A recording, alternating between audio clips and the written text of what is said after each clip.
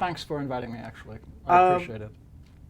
I realize I've known you probably longer than almost anyone in this business. And one of the reasons I wanted to have you here in all sincerity is because you have always been incredibly good to me and always gracious to me.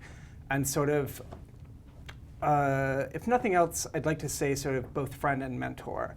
And we do a lot of the same things. We do a lot of the same kind of work. We teach, we do comics when we talk on the phone, which we do a lot, because I always call you with my problems. You're there sort of as... it's what I do, Phil. It's what you do. So what I was hoping to do is actually have you here and to talk about some of the things that we talk about ad nauseum week after week, particularly about your work. And I was actually doing a little bit of research about you online, and I was remembering some of the stories you told me about your childhood, and I just wanted to find out first about you and comic books. You moved here from Germany. How old were you? 5. You were when 5. I was 5, right. Do you remember Germany? Yes, okay. absolutely, yeah. And then you moved to Connecticut. Right. Is that? That's right. And when did you, after that move, or before that move, when did you first discover comic books?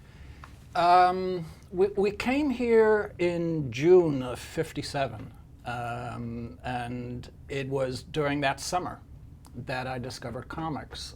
There was a literal mom and pop store a couple of blocks down the street, and it sold candy and cigars and a lot of dusty things. I just remember it always being covered with a lot of dust.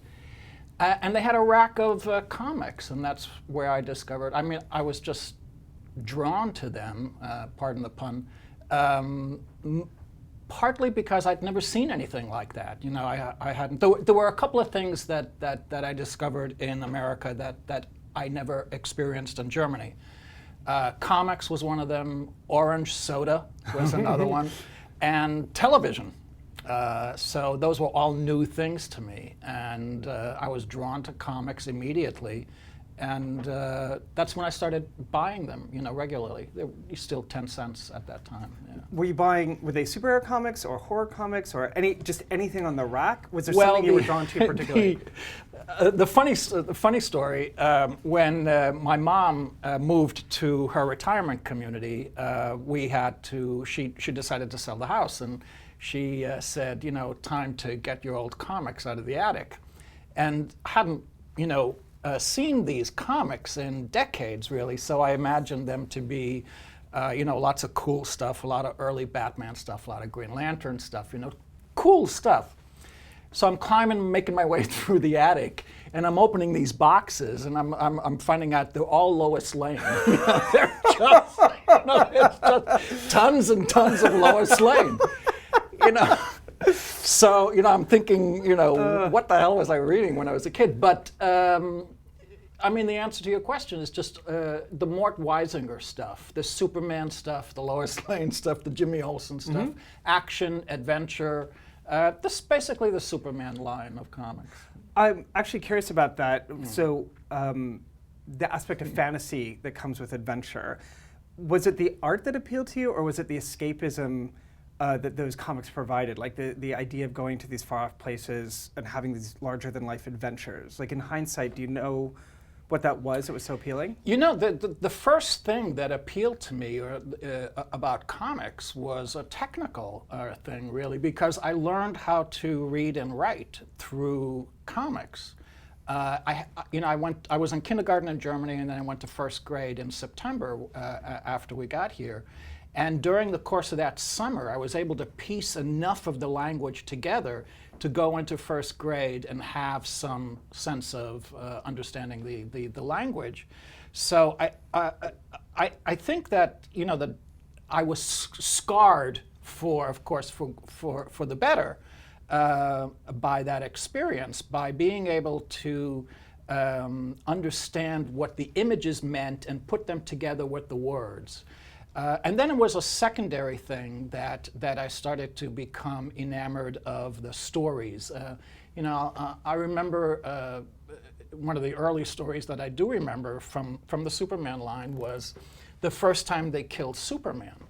I remember sitting on my front porch. I was probably like 8 or 9 or something at the time, and just, you know, getting to the end of the story and crying my eyes out, you know, and I thought this was really impressive to me, that this little periodical or these little drawings or these little stories could affect me in that way. I mean, I have a very clear memory of that, and I think that it was those kinds of experiences that kind of led me in that direction. You know, the other thing, let me say this, I don't think I've ever, you know, told this story before, but we had a painting in the house that we lived in the apartment that we lived in, and it was the only original art that we owned, the family owned. And I asked my mother one time what was, you know, why is this here, you know? And it was these 2 street urchins, you know, this very Germanic, you know, with the lederhosen, you know, little flower basket, you know. But she said that my father had done that.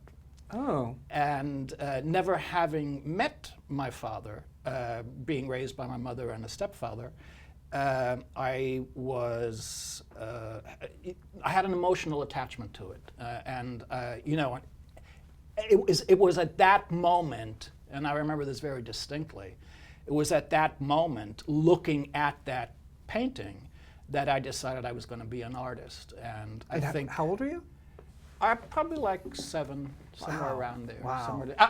I was already reading comics, and I was I was cutting comics apart, cutting the panels apart, and repositioning the figures. You know, making Lois and, you know, Superman kiss and stuff like that. You know, having their own adventures. Sure, of course. And then I realized, of course, you know, this was stupid because I was destroying all my comics, and I started to draw instead of cutting them apart. But making the decision to be an artist was very clearly an attempt on my part to get close to a father that I never knew. And that you only knew through this painting, Yeah, apparently. that's right. That's actually, wow, that's right. extraordinary.